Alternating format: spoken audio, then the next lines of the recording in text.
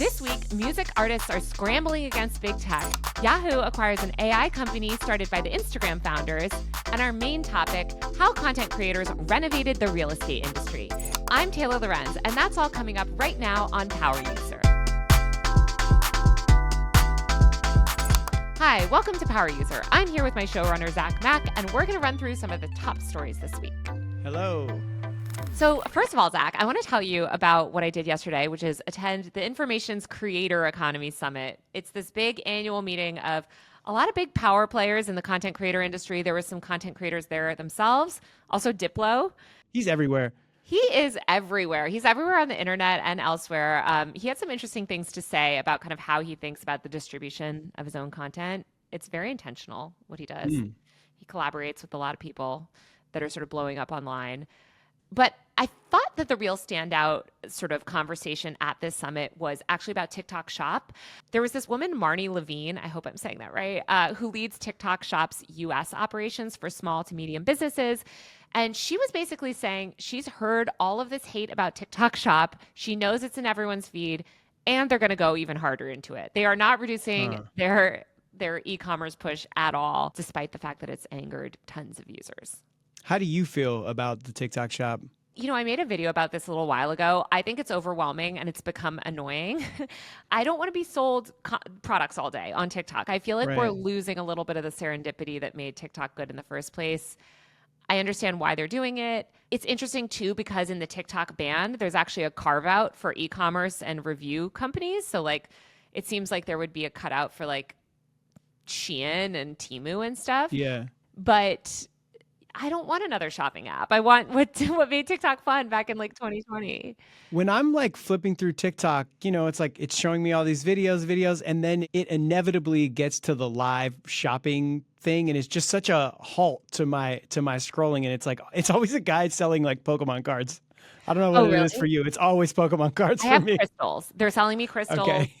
They're selling me bags. I actually, you know, the live streams are more entertaining to me than the videos. And another thing that content creators are all doing now is because content creators know that if you integrate TikTok Shop into one of your videos and you use your video to promote a product or whatever, they'll just make like a normal unrelated video and then be like linking a ring light or something in it because they know that just linking that product will get them distribution in the feed.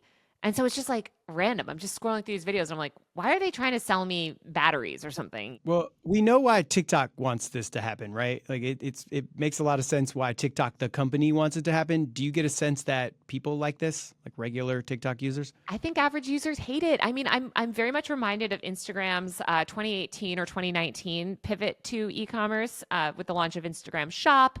Everyone's saying Instagram's the new mall. I think that you can integrate e-commerce into these apps, but making it too prominent kind of takes away from the fun, and it becomes less of an entertainment platform and more of a shopping platform, which, by the way, is how it is in China. I mean, Little Red Book is sort of their version of Instagram, and it's all about shopping and recommendations and products. My problem is I just never trust any of these products. Anytime I've ordered something on Instagram, it's like pretty low quality.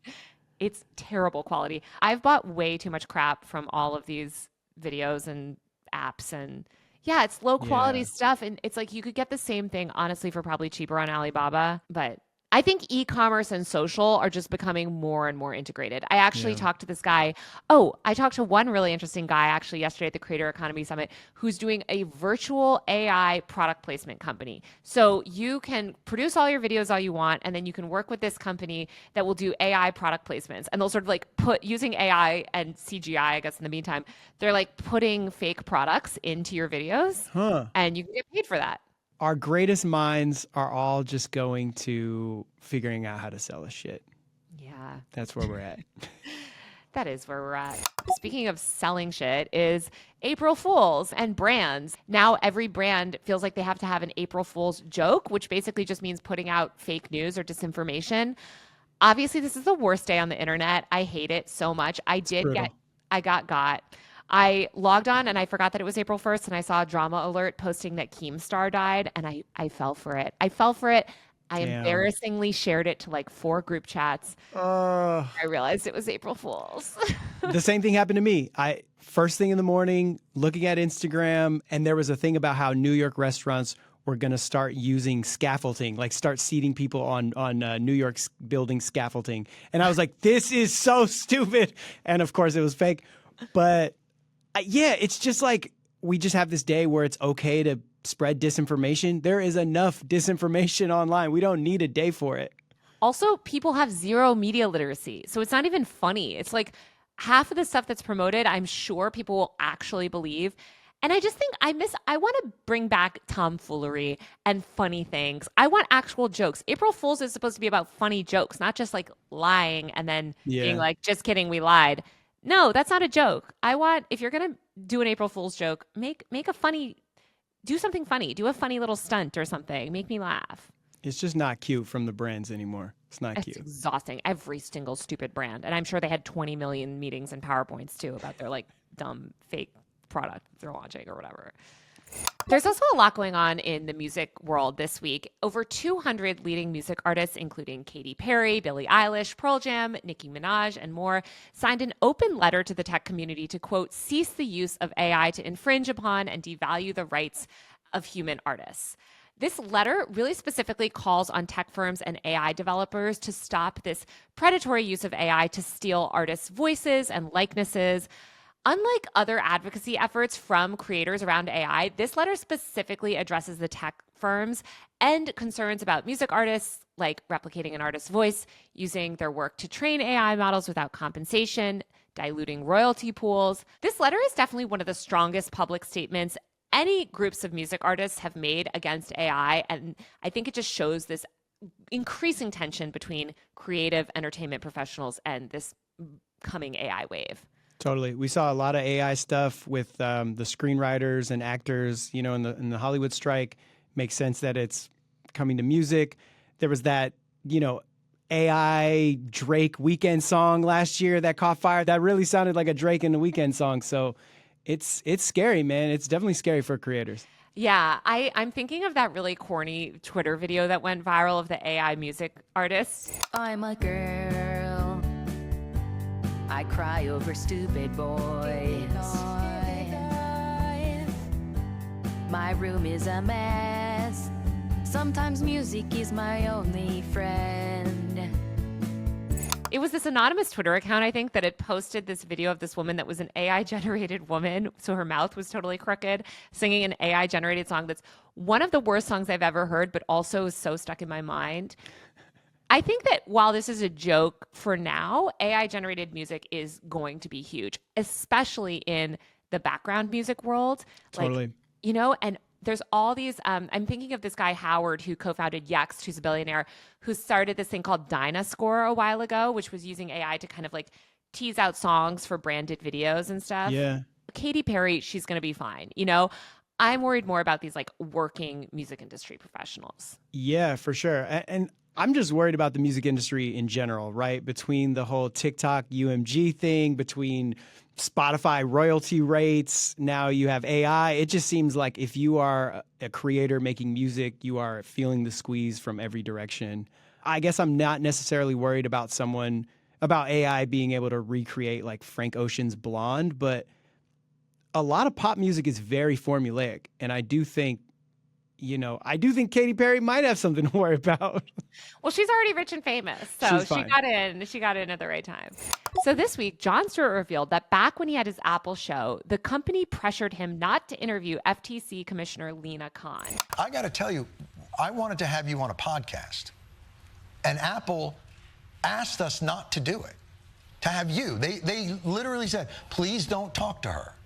This kind of makes sense because Apple is caught up in this legal battle with the Justice Department about abusing its monopoly power. It has this tense relationship with regulators. But I think this shows an example of how new entertainers that are operating off traditional media platforms on more tech platforms like Apple also have to worry about corporate overlords. John Oliver famously criticized AT&T when it was owned by HBO parent company Warner Media. ABC's Jimmy Kimmel called out false allegations made by Aaron Rodgers on the Pat McAfee show, which airs on ABC's sister network, ESPN, earlier this year. You've always seen this tense relationship between these parent companies and talent, which can often be unpredictable or cause controversy that they might not like. And I think this is just an example of these tech companies exerting the same sort of power that media companies have always exerted over their sort of employees and talent. Yeah, it's no surprise that big companies want to protect their own interests. That's just like, But I think it's depressing to hear, it you know, sucks. because I think like what these tech companies specifically sort of wanted to offer people was more creative freedom, right? Go independent, build your back on our platform. We'll give you a deal to get started. And then it turns out that they're acting like the same sort of corporate overlords as everyone else. Yeah. Yeah. Some of this regulatory stuff came up after Jon Stewart left, but Apple has always had a very contentious relationship with regulators, right? I mean, it's same with Meta, same with all these big tech companies. They have this they don't want to be regulated. Our Vox Media colleague, Nilay Patel, he always says 3 words: break them up. Totally agree. Totally agree. And we love Nilay and the whole Vox Media family. Also, some more AI news. Yahoo acquired Artifact, which was this AI-driven news app founded by the 2 co-founders of Instagram. I don't know if you ever used Artifact, but it was supposed to sort of deliver you this custom feed of tailored content using AI.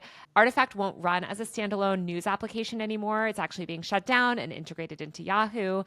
I think this totally makes sense for Yahoo, but I think it also shows how news brands are increasingly seeking to integrate more AI-driven recommendation algorithms, content, etc., into their platforms. Listen, we got to figure out some way to get people more news, right? No one's reading news off Twitter. We got to figure something out. So if AI and this app and Yahoo can do something to get people to read more news stories, I'm all for it. I don't know if I'm all for it, only because I don't think people are going back to Yahoo. No hate to Yahoo.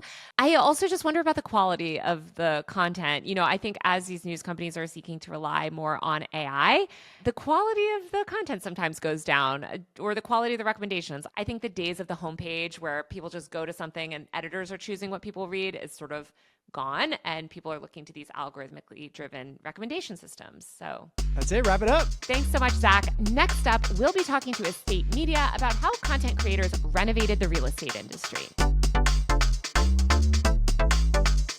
All right, so interest rates are crazy, housing costs are unreasonable, and the housing market right now feels like a bust. But the real estate content market is in boom times. Hey, How much do you pay for rent in New York? do I have to tell you? Gray floors are canceled. The wood, the vinyl, the tile. What were we thinking? You ever walk around New York City and wonder what would it be like to live inside a gilded mansion? We're used to seeing luxury housing tours, but now we're seeing more relatable real estate and lifestyle videos, tours of tiny apartments, investigations into the bedrooms of messy men in their 20s, and TikToks of 90s style kitchens. I wanted to get a better sense of how the internet is upending and reshaping the real estate world, so I hit up Griff O'Brien. Griff is the co-founder and CEO of Estate Media, a new type of media company that works with agents and content creators to make and monetize real estate content online. But first things first, we have to talk about the elephant in the room. Hi, Griff. Thank you for joining us today on Power User. Thank you for having me. I'm really excited. Homeownership is currently at the lowest that it's been in 30 years, according to Bloomberg. And a lot of the places that you're putting out content, like TikTok, YouTube, elsewhere, I think skew quite young. How do you sort of square those two things? And how do you reach these older buyers, or how are you growing your network if they can't afford to buy homes? It's a very good question. We see our audience generally right now skews a little bit older. You know, as you said, right, who are the people who are buying and transacting? The audience does skew a little bit older for us. But for the B2C side, right, the entertaining concepts we're creating, we are very focused on working with creators in the space that are younger as well, right, that bring in that younger demographic. Because people of all ages are still interested in real estate, right? They might not be in a position to buy, but that is not to say that we can't create content around real estate that they're interested in, that maybe might just be entertaining, but also could be informative. Tell me about what's happening in the real estate creator scene. I feel like, you know, Zillow Gone Wild is a good example of like this genre of accounts that's sort of built off the backs of really outrageous Zillow listings. Yeah. And then we've seen the house tours, which I feel like those house tours are parody level now. You see people joking about it on TikTok. I saw someone seeing 2 house tour guys trying to tour each other's house. What is sort of the next frontier of real estate content? What do you see popping off now, and what trends do you see sort of emerging and dying in that world? Yeah, I think Cody Co did a really funny parody as well of these house tours. They've gone to such a level where they can be parodied. But look, I think in my view is that the house tour genre is near saturated. I think that there are a couple of very big creators, Inez Yilmaz and Eric Conover are kind of the two biggest, right, that have eclipsed that 3 to 5 million subscriber threshold on YouTube. My view is that there are only so many people, right, who can create long form house tours at scale and make them real businesses. People like looking at mansions, but to sit down for 20 to 40 minutes and really dive in to a property you'll never be able to afford, right? I just think that the market there is near saturated. With that being said, where I think it's going is you see these hyper niche creators who are starting to really blow up. And it's hyper niche in the area or type of property that they are focused on, but the audience is massive, right? And so Tiny Old Homes is one on Instagram that's born like I love that account. you see people in every, like most, not just major cities, but across the country and across the world, right? That are building these pages that are hyper specific. Maybe it's homes under $1 million in like, a random city in the Midwest. But it's not just that area that's captivated by it, right? It's everywhere. And so I think we're going from this like super massive $100 million home in the hills to content that is more relatable, right? Like, hey, these are homes you can find for under $500,000, right? Here are like gems you can find in various areas that are becoming really appealing to people, especially younger people, right? Because it makes it more tangible. It makes it like, hey, this home's crazy. It's not an area that I live, right? But it's something I can actually grasp. And so I think that's the next frontier, right? In like the real estate content creator side of things. How have real estate agents been forced to evolve in the era of the internet? Because I have a couple of friends whose moms are, real estate agents in their respective home communities. And suddenly they're asking how to use CapCut. They're trying to figure out how they can best market their homes out there. I do feel like a lot of real estate agents did use Instagram and still use Instagram for a while. But how has the social media landscape, I guess, affected the actual people that are selling these homes, or traditional real estate agents that have maybe worked in their market for decades and now have to sort of compete with these content creators on TikTok? Yeah, absolutely. Look, it's always been a relationships-based business, but before social media, when you looked at the brand or how someone was able to market, right, it truly was who they knew. Today, when you're going to interview someone to sell your house, most people I talk to, the first thing they look at is what is their agent or the person they're interviewing's presence online. Right, at the end of the day, negotiating a home is important, being able to show a home is important, but how many people can you reach, right? How many eyeballs can you bring onto my property? And so many of the most successful agents today, especially those that are starting, are the ones who have the biggest social followings. Because if I'm going to list my house with someone and I know they can get me 100,000 views on the 90-second reel they create of my property, I'm going to list with that person over someone who has no social media presence. Because that's the way to really sell and market property today. So I think at that level, success, right, is why you see, if you dig into realtor TikTok, right, or realtor social media, everyone is making content. And everyone is trying to grow their personal brand, because ultimately that's the key to getting business today.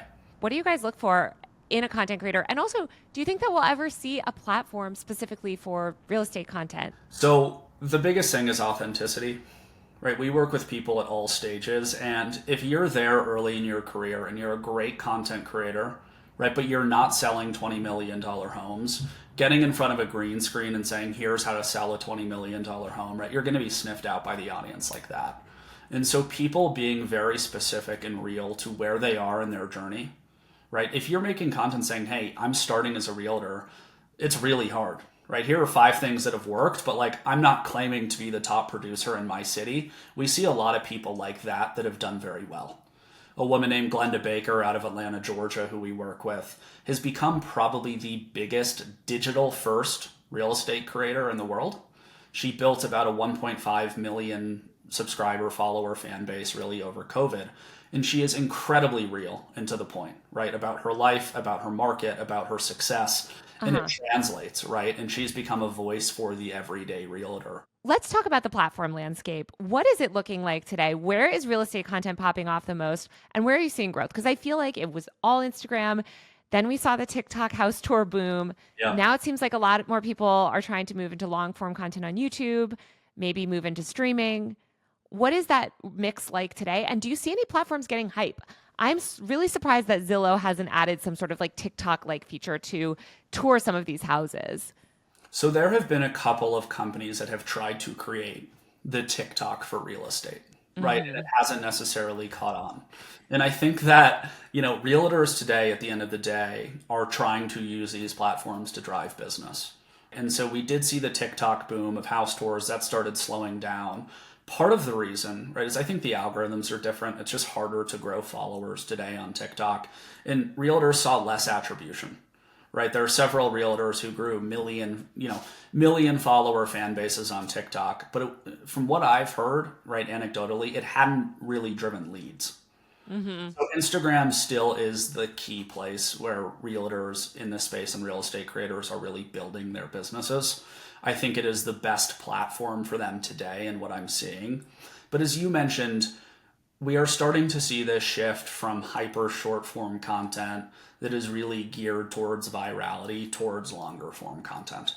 And so even if it is 3,000, 5,000 followers on YouTube, many of these personalities are seeing, in the creator space, you call your true fans, right, as more valuable. It's how do you engage the people that are actually future buyers, right? Actual future sellers versus, the accounts on TikTok that have 5 million followers, but no one actually really looks at that person, right? They don't look at them as an agent. They don't look at them as someone who is really a voice of authority in the space. Yeah, I also think that a lot of those TikTok house tours are really aspirational and they just kind of like, it all blends together after a while. I think that's why you're seeing this new show, Boy Rooms, pop off from Gymnasium. I don't know if you've seen it, but they go around and they do essentially room tours of like boys' rooms in their 20s, and they're all just disgusting or messy or crazy how some of these men live. Navy sheets, no duvet cover, sweat stains on the pillows, deodorants in the bed. Duvet covers are super overrated. You just wash that and keep it moving. And I feel like it's almost a reaction to that like aspirational like house tour content where it's like, because it got so ridiculous where it's like, hey, where do you live? And they're like, I live in my $8 million penthouse, and by the way, it's for sale. It just it doesn't We've hit. also, you see it too in the editing, right? There's a creator Yes. named Jordan Silver in New York, and he just films on his phone, right? And a lot of it is relatable. What does a $3,000 a month, right, or a $1,500 a month apartment get you, right, in Brooklyn? And he goes in and it's super raw, and we're starting to see, as you said, right, that kind of reaction to the overproduced incredible home that's $50 million in the hills. And so we're starting to see these creators who are not over editing, right, who are not spending 8 to 12 hours in a single day producing a house tour really rise to the top. It's interesting that you mentioned that Instagram is the best place for real estate content, because I noticed as they've cracked down on political and news content and tried to get all of this other sort of more divisive content off the feed, I noticed that they're pushing a lot more real estate content and beauty and lifestyle stuff and a lot around homes. Have you seen an uptick recently at all since Meta has made those changes in the past maybe 9 months?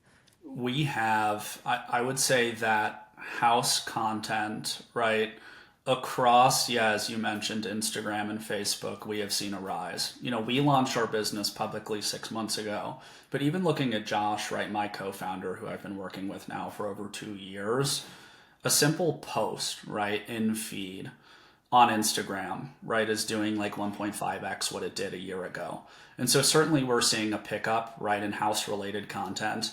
I mean, if you even go onto Instagram, you can't scroll without seeing some celebrity home, right? And so these genres that certainly have risen to the top, interior design, DIY, right, beauty, as you mentioned, but certainly homes, I have seen just an explosion in the past year. How has the boom in the real estate content creator industry affected the actual real estate industry? I think there's certainly the transactional side of things, right? That the internet and social media has become one of, if not the most important place for people to buy and sell homes. But these real estate creators are becoming also tastemakers, right, of what's cool.